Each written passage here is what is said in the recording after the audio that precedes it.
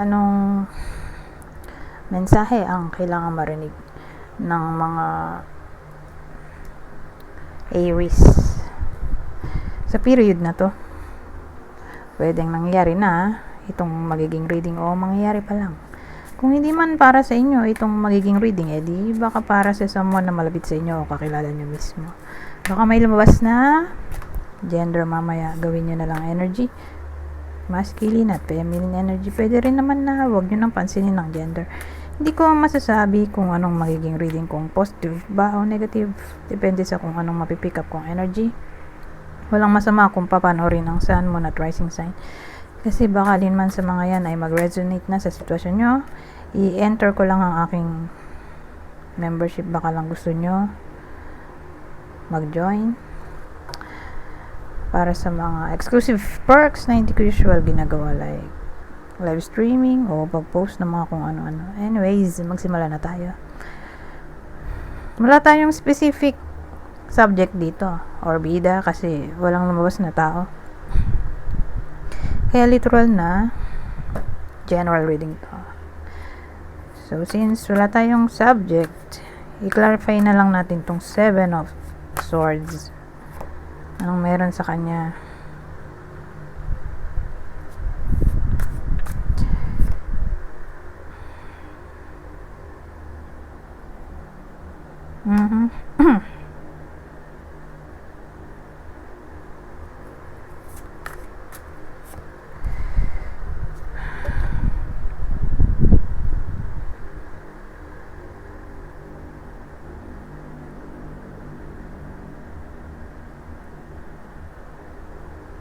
So again, 7 of Swords to ha. Kinlarify ng Page of Wands, 5 of Swords, at Ace of Pentacles. Kasi iniisip ko kanina, alangan naman yung 7 of Swords laging deception. Kaya naglagay ako ng ibang card. Ngayon, umuulit yung deception sa 5 of Swords. So, probably may deception talagang nangyayari. Kasi may someone na curious ba? Adventurous.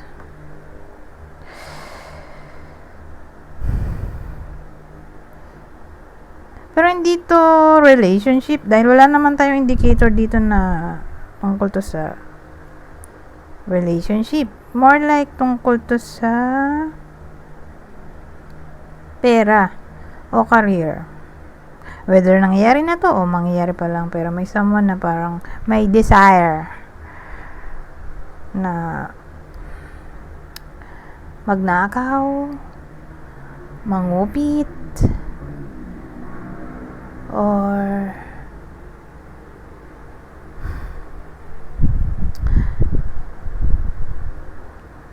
ewan ko anong klaseng anomalya to. Pero regarding sa pera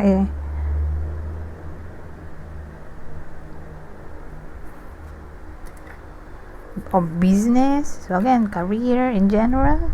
Pera, career, business. Doon lang siya iikot.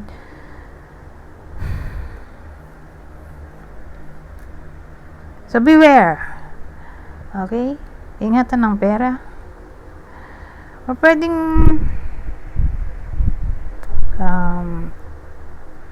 manakawan yung iba sa inyo.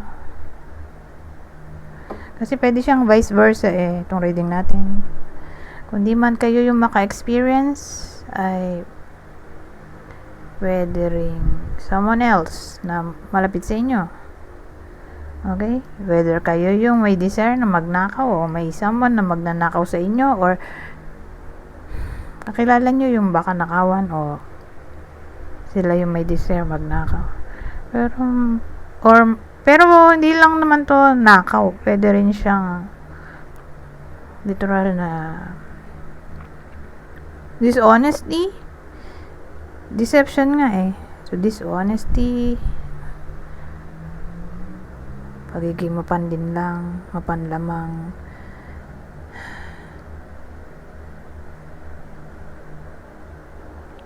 Pero kung ganon yung magiging subject natin, Maganda to, oh. Pero pagdating dito, anyari. I-clarify ko muna to bago ko ikwento tong dalawa. Ano to? Ano tong 5 of Pentacles natin?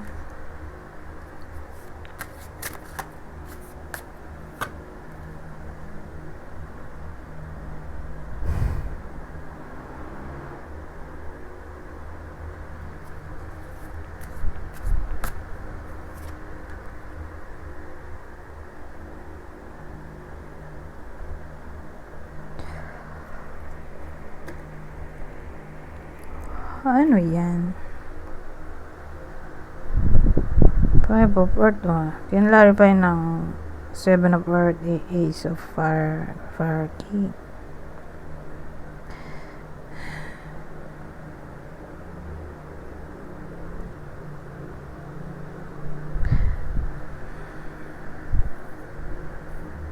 Kasi dito sa 4 of Swords, maaring magkaroon ng contemplation. May someone na magmumuni-muni. Okay, sa nangyari. Yun nga yung sinabi ko kaninang deception.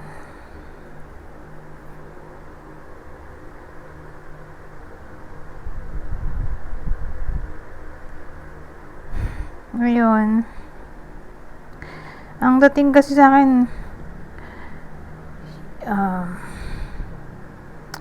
yung someone na maaring manlin lang sa iba sa inyo ay malapit sa puso ng iba sa inyo. Pinagkakatiwalaan kasi magre-reminisce siya dito na ng magagandang nangyari sa nakaraan na pinagkatiwalaan nga kasi nga akala nga mabuting tao. No contemplation, magre-reminisce.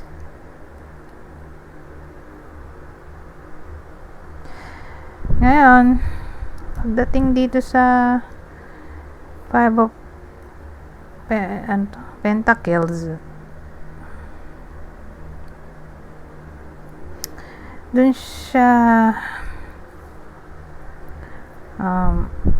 mapapaisip-isip.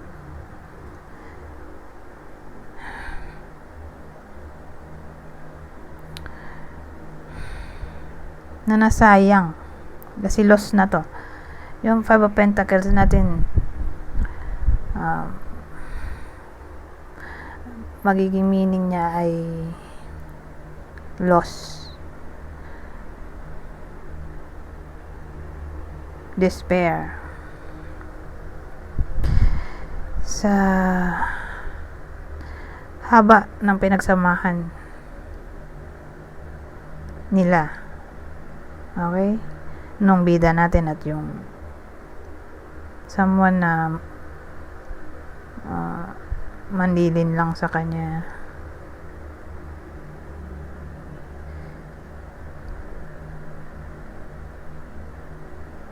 Maalab kasi to parang galit.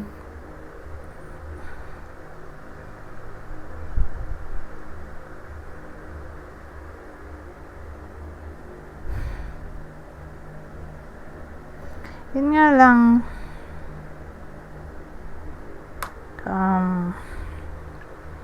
King of Wands yung dulo, di ba?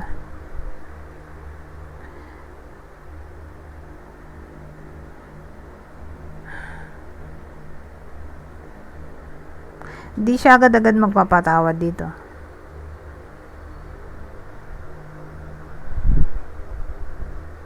Pero nang dating, kasi ano to, fire. Isipin nyo, fire. Di siya agad-agad namamatay for as long as may something na nagfi-fuel sa fire, di ba? Yun yung emotion niya, sa galit niya. Hanggat naalala niya yung nangyari, fresh pa yung nangyari, hindi siya agad-agad mag-give up. Mag-give up. Hindi siya agad-agad forgive, yung pala dapat ng term. Hindi siya agad-agad mag-forgive.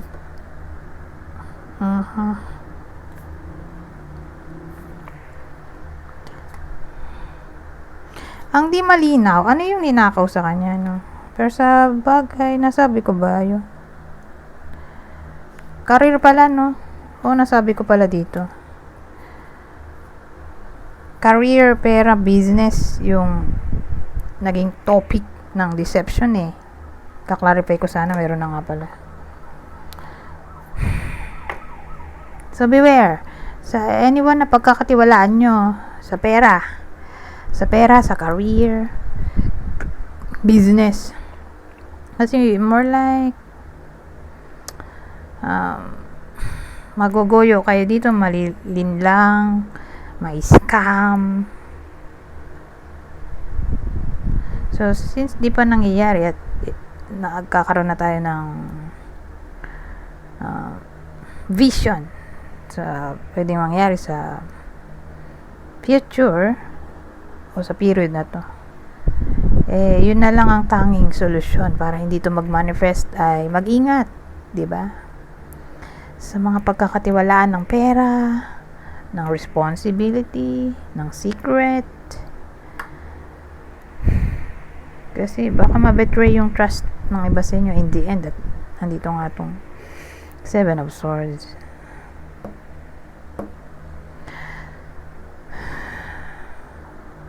Kasi magmumukha na tong regret. Magre-regret sa nangyari.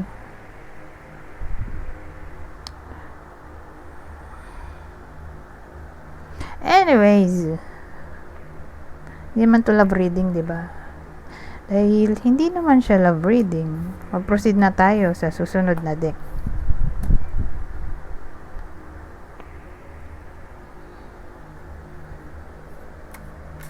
Ano pang mensahe ang masasabi nito? So, sa case na to, pwede magdugtong yung kwento, pwede rin hindi. Rumble na. Oh. Ito, weirdo yung naging combination. Kasi pag orbaculum, di ba yun yung ginagamit na bolang kristal ng mga reader na clairvoyant.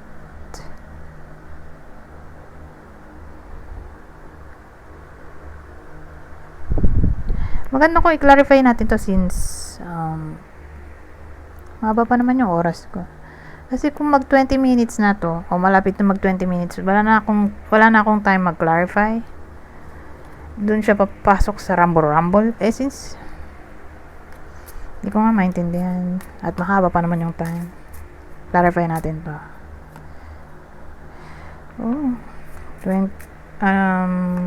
29 woman to 11 bro.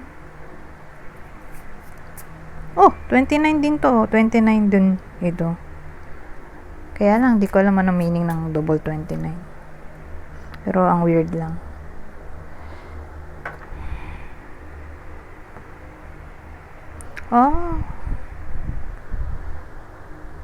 Well, prediction na kasi to. Dahil nandito nga yung orbaculum. May mapapredict yung iba sa inyo. Whether through dreams o vision. Yung alam mo yun, parang daydreaming, sudden vision. Kasi clairvoyance to eh. Meron ding clairaudience, pero sa trumpet ko yun ino-connect. Ito, orbaculum eh. Pag nakita ko yan, clairvoyance to. So again, mape-predict through sudden vision, daydreaming, or dreams na habang natutulog. Na para bang doon nila makikita tong toxicity na sinasabi ko. Kaya lang, sino yun? Sino yung toxic? O sino yung makakapanaginip? Kasi may tayo, gender. Tingin ko babae yung makakapanaginip kasi katabi niya to. Siya yung makakapanaginip or magkakaroon ng vision, sudden vision, or ano ba yung sinabi ko? Panaginip, di ba? Panaginip, sudden vision, nakalimutan ko na yung sinabi ko kanina. Daydreaming, Sa bagay, yung vision at daydreaming isa lang. Sa magbabadyang toxicity, ang toxicity ay all about violence, arguments, crossroad eh. Ano kaya itong crossroad? Tungkol to sa kapitbahay. Ay, actually, malawak yung crossroad eh. So, again, yung toxic person na sinasabi ko, na pwede maging violent or argumentative, ay pwedeng kapitbahay, kamag-anak na kapitbahay, o ewan ko, parang kapitbahay, ka-compound, or babae. Kasi queen to eh, Queen of Diamonds. Kapwa niya babae, na makikita niya sa panaginip, vision niya.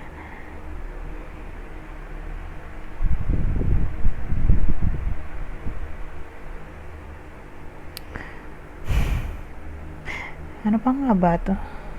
Yun lang naalala ko eh. Or co-worker. Bagay, babae. Kapwa niya babae. Toxic.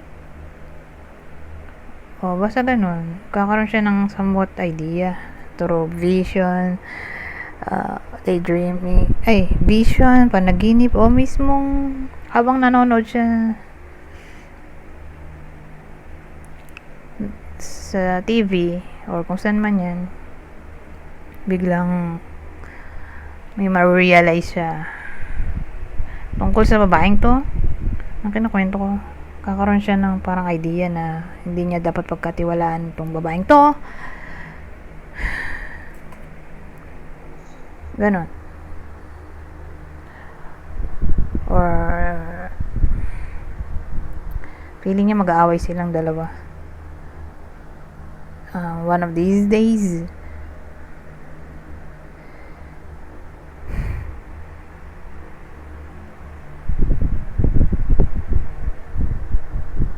Yun yung pang una, unang scenario. Yung pangalawa,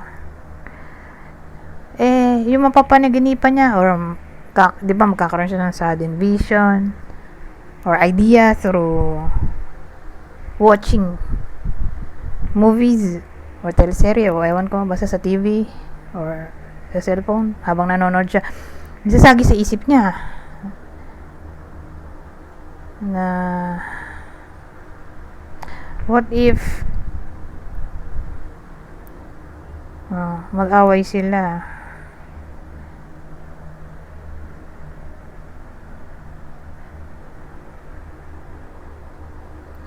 ng partner niya, saan ba tutungo?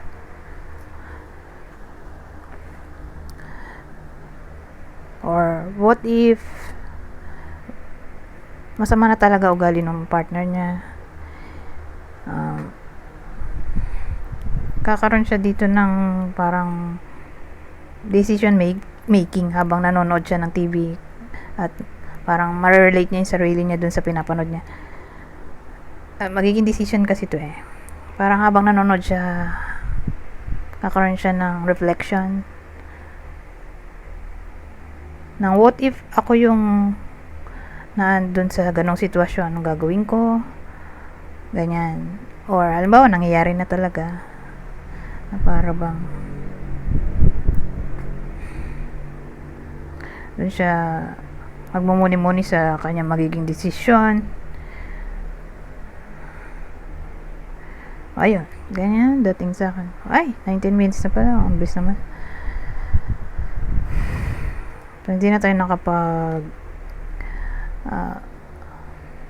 spread pa ng ibang card dito dahil kulang na ako sa oras.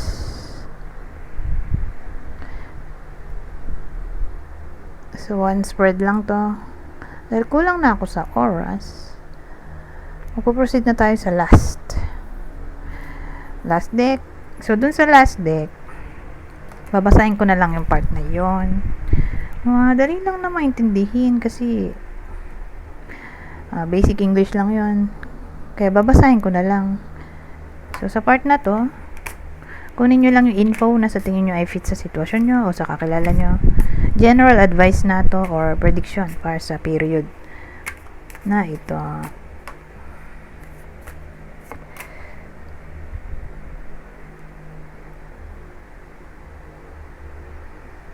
Wala masyadong malapit. Ayan. So, sabi, energy activation. Connect to the divine through meditation or prayer.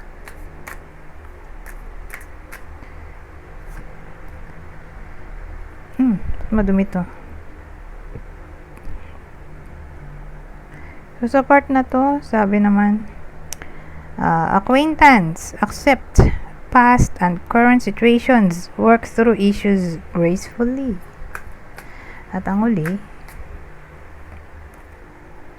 boundaries. So, sabi, know when to put up and let down your walls. Anyways, hanggang dito na lang. Goodbye for now.